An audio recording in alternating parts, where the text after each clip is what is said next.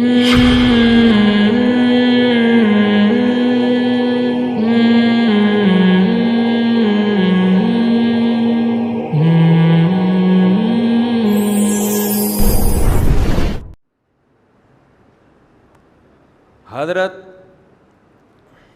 ابو طلحہ انصاری رضی اللہ تعالی عنہ قرآن کی آیت نازل ہوئی لن تنالوا البر حتی تنفقوا مما تحبون، نیکی کی حقیقت تک اس وقت تک نہیں پہنچ سکتے جب تک محبوب چیز اللہ کی راہ میں صدقہ نہ کرو. یہ قرآن کی آیت نازل ہوئی.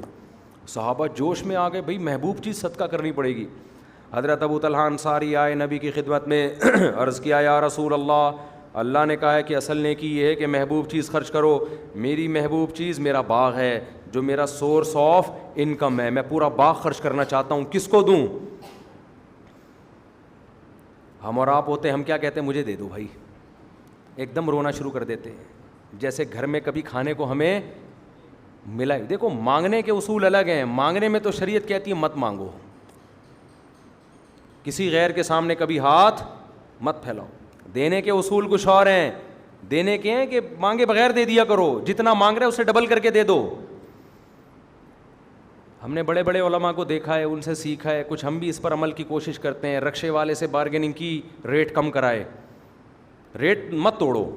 بعض لوگ کیا کرتے ہیں، رکشے والے کو بولا ہاں بھائی انڈا موڑ جانا ہے، کتنے لے گا؟ اس نے بول دیا 1000 روپے، چل 1000 دے دوں گا. ایسے کریں گے تو ریٹ کیا ہو جائیں گے؟ مارکیٹ خراب. حضرت عمر نے اس پر پابندی لگائی تھی. ایک صحابی ایک چیز کو مارکیٹ میں بہت سستی کر کے بیچ رہے تھے. حضرت عمر نے منع کیا کہ سب لوگ اتنی سستی نہیں بیچ سکتے اس چیز کو، ان کی تجارت کا نقصان ہوگا. حضرت عمر نے فرمایا یا تو ریٹ بڑھاؤ یا مارکیٹ سے جاؤ، کیونکہ بعض دفعہ آپ کو ایک چیز فری میں مل گئی یا مل رہی ہے کہیں سے، آپ نے اونے پونے بیچنا شروع کر دیا. وہ بیچارہ تاجر کروڑوں روپے کی دکان خرید کے بیٹھا ہوا ہے، صحیح ہے نا، اس کا وہ ان کی تجارت کا بیڑا غرق. تو ہر چیز کا خیال کیا گیا ہے. تو آپ اپنی سخاوت میں مارکیٹ کے ریٹ خراب بولو نا نہ کر. میں نے کل ایک صاحب سے پوچھا، وہ بڑا اچھا جانور لاتے ہیں قربانی میں، بڑی سخاوت کرتے ہیں، کئی بیل لا کے کاٹ کے لوگوں کو کھلاتے ہیں. انہوں نے کہا یار میں کبھی بھی یہ جو فینسی جانور ہے نا یہ نہیں خریدتا. وجہ کیا ہے کہ گوشت اتنا ہی نکلے گا اور قیمت آپ کتنی دے رہے ہو؟ 6 گنا زیادہ. تو کہتے ہیں ہم اس سے بہتر ہے کہ ایک متوسط جانور لے لیا جائے، اتنی ہی قیمت میں کئی آ جائیں گے، اس سے غریبوں کا پیٹ بھر جائے گا. اچھی لاجک ہے. تو میں نے کہا یہ فینسی جانور اتنے مہنگے کیوں ہو گئے ہیں؟ انہوں نے کہا یہ مہنگے ہوئے ہیں ان لوگوں کی وجہ سے جن کو اللہ نے پیسہ بہت دیا ہے. وہ جاتے ہیں، بیل پہ ہاتھ رکھا، کتنے کا دے رہا ہے؟ اس نے بول دیا 10 لاکھ. یہ لے بھائی 10 لاکھ. ذرا بھی وہ نہیں کرتے بارگیننگ. اس سے نتیجہ کیا نکلا کہ جانور کی قیمت غریب آدمی کی دسترس سے باہر ہو گئی. تو ریٹ کبھی خراب نہ کریں مارکیٹ کے، چاہے رکشے کے ریٹ ہوں، ٹیکسی کے ریٹ ہوں. اس کو رفیع بھائی کی طرح الجھیں. آپ نے کوئی چیز خریدنی ہو، رفیع بھائی کو بسم اللہ اللہ اکبر پڑھ کے اس پہ چھوڑ دیں. وہ کہے گا فری میں 2 لے جا. 2 لے جا. یہ خون چوس لیتے ہیں بندے کا، اور اچھا کرتے ہیں بالکل. اس کے ریٹ یہاں تک لے آتے ہیں کہ تو یہ کیسے دے رہا ہے اتنی مہنگی. ان کو معلومات بھی بہت ہوتی ہیں ادھر ادھر سے نا، کہ یہ اصل میں اس کے ریٹ ہمیں تو پتہ ہی نہیں ہوتا. تو میرے پاس 2-4 بندے اس طرح کے ہیں، جب میں نے کچھ چیز خریدنی ہو نا اور مجھے پتا ہو کہ سامنے والا چونا لگائے گا، الو بنائے گا، تو میں نے 2-4 بندے رکھے ہوئے ہیں. ان کو بھیجتا ہوں جا کے یہ خرید کے لاؤ یا بیچ کے آؤ. کیونکہ اب ہم تو اچھے نہیں لگتے نا، زیادہ بارگیننگ کریں گے وہ بولے گا دیکھو مفتی صاحب کیا کر رہے ہیں. تو وہ کئی دفعہ ہمیں ٹوپی کرا دی لوگوں نے، تو پھر ہم نے کہا کہ یار اب بجائے اس کے کہ ہم ٹوپیاں پہنے دوسرے کو رکھو اس کام کے لیے، تو ہم اپنی جو پگڑی ہے یہی کافی ہے ہمارے لیے. تو آپ نے کیا کرنا ہے، رکشے والے کو آپ نے ریٹ توڑ دیا. نہیں بھائی 1000 کیسے، تجھے 500 دوں گا یا 400 دوں گا یا 300 دوں گا، جو کم میں لے کے جا رہا ہے وہاں جاؤ. اب 300 روپے بنتے ہیں، آپ وہاں پہنچے، آپ نے 1000 روپے اس کو پکڑا دیے. رکشہ چلا رہا ہے یار، غریب آدمی ہی رکشہ چلاتا ہے. میرا خیال ہے بحریہ ٹاؤن میں جس کی پراپرٹی ہو وہ رکشہ بولو نا نہیں یہ صدقے کا محل ہے. سب سے بہتر محنت کر رہا ہے، بھیک نہیں مانگ رہا لوگوں سے. لیکن ہمارے ہاں بھکاریوں کو پکڑانے کا رواج ہے. محنت کرنے والوں کو دینے کا رواج نہیں ہے.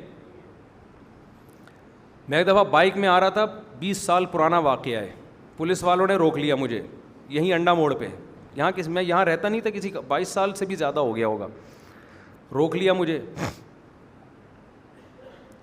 تو اب وہ بھائی پولیس والوں کا آپ کو پتہ ہے اپنا حساب کتاب ہوتا ہے, مٹھائی مانگ رہے تھے. میں نے کہا کہ یہ تو رشوت ہے, میں نہیں دے سکتا. بعد انہوں نے دیکھا کہ یہ صوفی ٹائپ کا آدمی لگ رہا ہے, انہوں نے چھوڑ دیا. اب ہم جب تھوڑا آگے گئے نا, میں واپس آیا, میں نے اپنی جیب سے, مجھے یاد نہیں کتنے پیسے تھے اس وقت, اچھے خاصی رقم نکال کے میں نے ان کو گفٹ دی. میں نے کہا اب یہ رشوت, بولو, میں نے کہا اگر میں پہلے دیتا تو یہ رشوت ہو جاتی, ناجائز ہوتا. نہ دینے سے آپ کے ذہن میں یہ بات آ رہی ہوگی کہ مفتی صاحب, یہ مولانا صاحب, یہ جو بھی صوفی صاحب ہیں, ان کو پولیس والوں سے کوئی دشمنی ہے, لیبل لگا رہے ہیں رشوت کا کہ رشوت نہیں دے سکتا میں. بعض دفعہ لیبل اچھا ہوتا ہے, اندر مسئلہ ہوتا ہے پیسہ بچاؤ, نکلو یہاں سے. تو میں نے کہا ہمیں پتہ ہے آپ صبح سے یہاں ڈیوٹی دے رہے ہو یار, آپ کی بھی تنخواہیں کتنی کم ہے پولیس والوں کی, پتہ ہے آپ لوگوں کو؟ کبھی جاؤ ذرا تھانے میں جا کے دیکھو. کام آپ نے لگا دیا ڈاکوؤں سے دو بدو لڑنا, صحیح ہے نا, کام کتنا ٹینشن والا ہے, اور تنخواہ آپ کیا دے رہے ہو. میرے تو جب تعلقات ہوئے نا پولیس والوں سے بھی اور حکومتی اہلکاروں سے بھی, سب بیان سنتے ہیں تو سب سے سلام دعا ہوئی.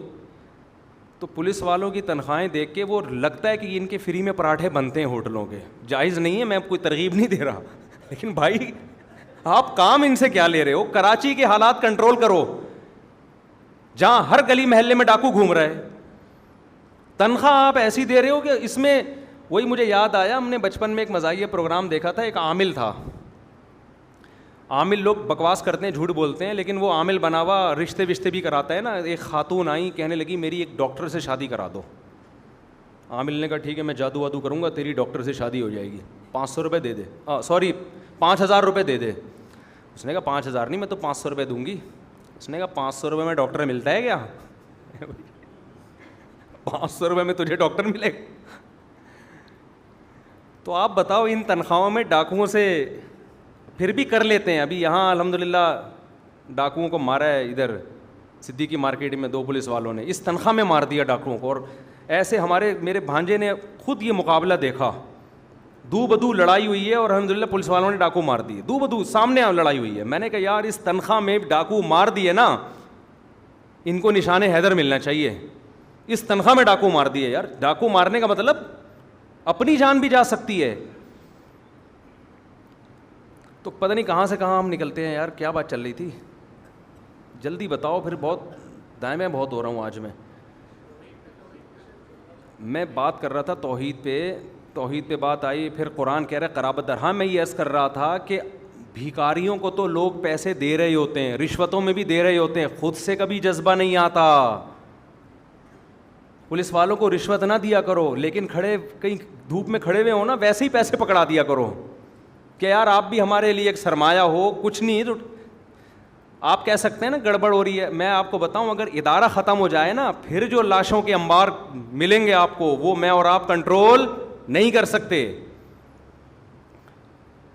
تو تھوڑا بہت کنٹرول انہیں تھانوں سے ہوا ہے معاملہ, تو خود سے دے دیا کرو یار. کہیں گاڑی دیکھی آپ نے ہوٹل کے باہر پولیس والوں کی موبائل کھڑی ہوئی ہے, آپ کو لگا کہ ان کو پراٹھوں کی اسمیل آ رہی ہے, ٹھیک ہے, آپ جاؤ ہوٹل والے کو بولو جتنے پراٹھے ان کو چاہیے, جتنے انڈے ان کو چاہیے, جتنی چائے چاہیے, یہ بھی ہمارے قانونی محافظ ہیں, تو ان کو دے دے. اور پیسے کون دے رہا ہے؟